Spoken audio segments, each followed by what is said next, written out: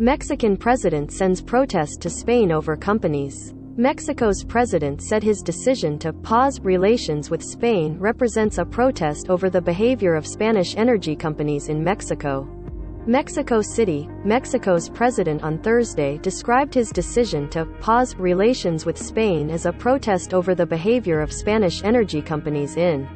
President Andrés Manuel López Obrador said Thursday the pause is not breaking off relations with Spain, describing it as nothing but a respectful, fraternal protest for the abuses and wrongs committed against the people of Mexico.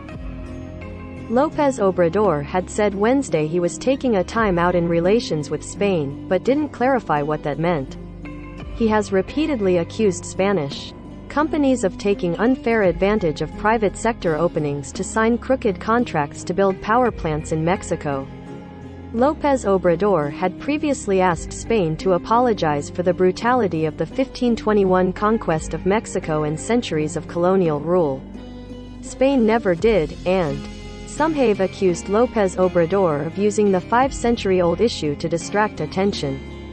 López Obrador's announcement of the diplomatic pause Wednesday came at the end of a diatribe against Spanish energy companies that he said engaged in robbery and treated Mexico like a conquered land.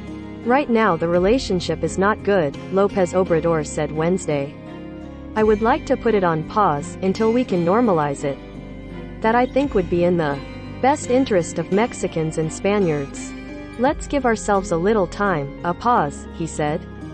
Maybe relations will be re-established when the administration changes. Spain's Foreign Minister José Manuel Albaraz downplayed the Mexican president's remarks on Wednesday, saying they were made in an informal context, in answer to a journalist's question, and so do not constitute an official position or statement. You would have to ask President López Obrador what he meant by this, Albaraz said.